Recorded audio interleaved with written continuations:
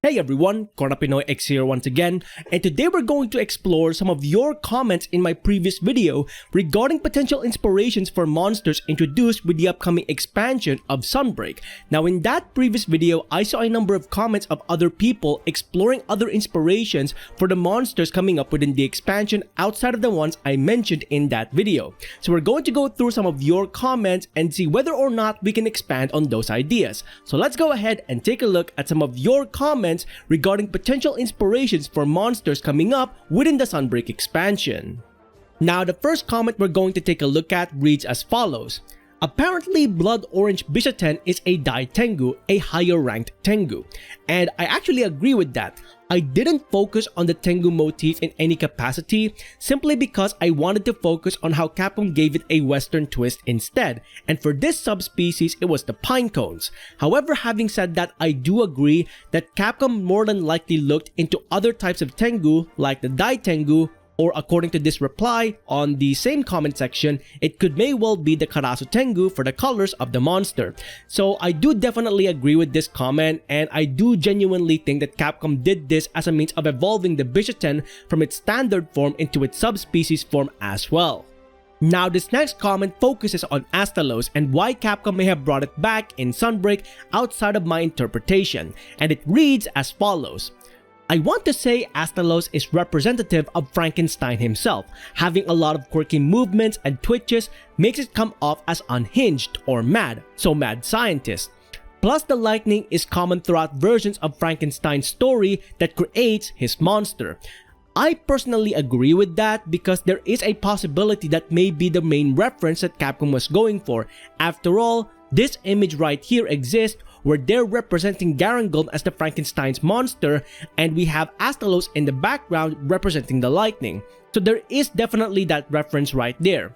The only reason I didn't do that in my video is because I treated them as separate monsters. There is that correlation between them that Capcom may be referring to that I didn't see straight away, because I wanted to treat them as separate monsters with their own independent representation of folklore and mythology.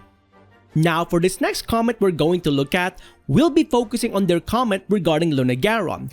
They said that Lunagaron is inspired by other things besides the modern werewolf. He's a true wolf, an honest-to-God wolf monster, and he reminds me of the Beast of Gévaudan, the early werewolf.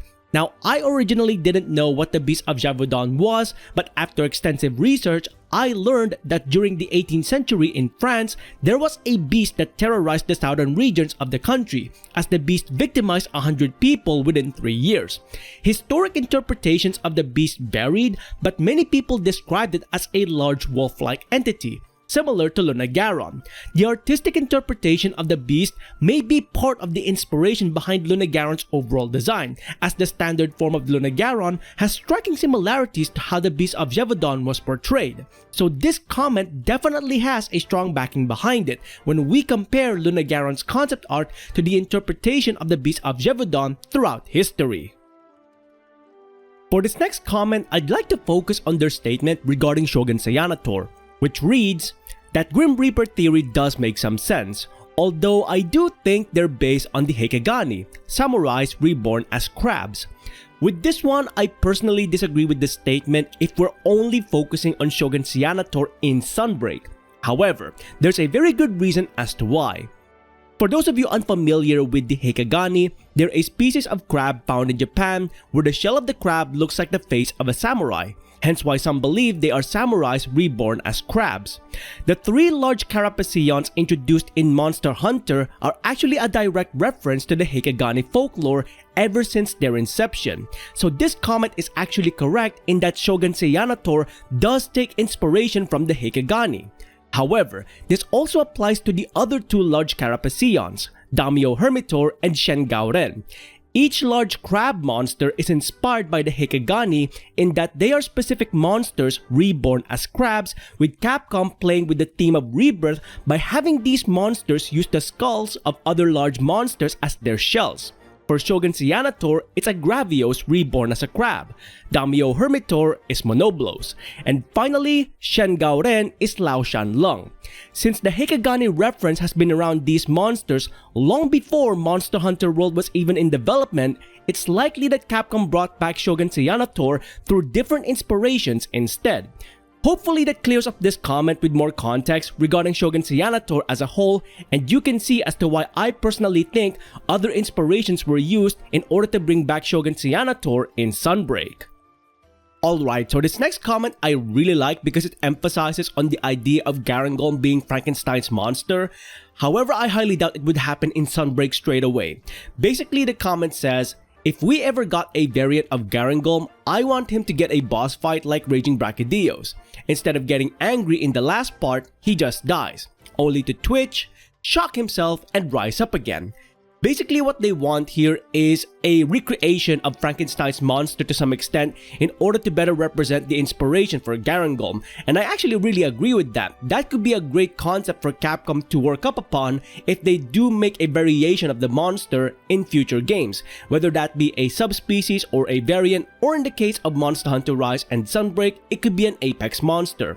However, as of right now, I highly doubt Capcom would do it, but this is definitely something that I really like for Capcom to do at some point in future in order to really emphasize what the inspiration was for this monster. Okay, so for this one, they said, I swear to Fatalis, they went for blood orange rather than any other word on purpose, and us calling him Bob was a part of their plan.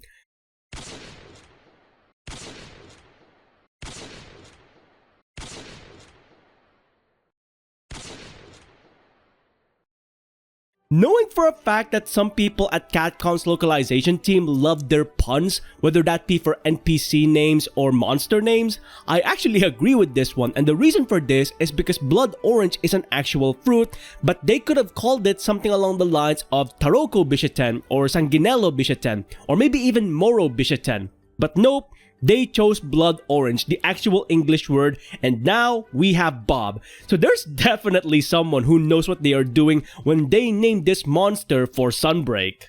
So this next comment is a question regarding Lunagaron's powers. So why ice element for Lunagaron? Is it because it's cold at night? Is it really that simple? The answer is not exactly. Lunagaron's ice powers is most likely inspired by other forms of media where the moon represents water and ice, for example, the Avatar The Last Airbender. It's also possible Capcom used real-life icy moons as inspiration for Lunagaron's powers. Icy moons have an ice surface, hence their name, and it's possible that Lunagaron's powers may be inspired by these types of moons as opposed to the Earth's moon. And since Lunagaron's name contains the word Luna, which is Latin word for moon, it's very easy to see how the werewolf and ice powers easily complement one another when it comes to Lunagaron's overall design. These next two comments are very similar in content, so for those of you listening to this video, they both mentioned that Astalos possibly made it back in Sunbreak in order to represent rebellion. Where Seregios is a rival to Rathalos and Rathian in that they represent rivaling nobilities, Astalos represents an individual who rebels against monarchy. To better represent the rebellious nature of Astalos, Capcom composed the Astalos theme with a heavy metal flair to it, adding the electric guitar. The title of the theme is also an obvious nod to its nature being called Electric Rebel. With Sunbreak focusing on the Three Lords concept along with Rathalos continuing its rule as the King of the Skies, this theme of rebellion definitely fits Astalos in Sunbreak, especially when we take into consideration how the Three Lords are represented as possible nobilities who rule over the Citadel within the expansion. Now for this last segment, I want to quickly talk about a topic that's still ongoing in the community, and that's in regards to the final boss of Sunbreak. Some people are still asking what the potential inspiration may be for this monster. Unfortunately, it's very hard to determine as of right now, and the only reason for this is because Capcom does go through multiple inspirations in order to create their final bosses. That includes Ibushi and Narwa, even Xeno'jiiva, as well as Shara Ishvalda. When it comes to these monsters, Capcom will go above and beyond designing them, meaning that if you go through all of their information, there's going to be more than one inspiration that you will spot right away. Gaijin Hunter made a dedicated video for Shara Ishvalda as well as Ibushi and Narwa, and it goes through in-depth details as to what Capcom may have used for inspiration for designing those final bosses. So that is something we have to keep in mind regarding the final boss in Sunbreak. It could be more than one inspiration. Having said that though, feel free to continue that discussion and let us know in the comments below what you think the inspirations are for both the returning monsters and new monsters in Sunbreak as well as the final boss within this expansion. And as always, if you enjoyed these videos, please consider hitting the like on the video itself and subscribing to the channel as well as hitting that bell icon so you can go ahead and catch up on any future Monster Hunter content that I might be doing or any other games that I might be playing in future. Until then, I hope you enjoyed this video. Thanks ever so much for watching, and I'll see you next time. Onward and upward.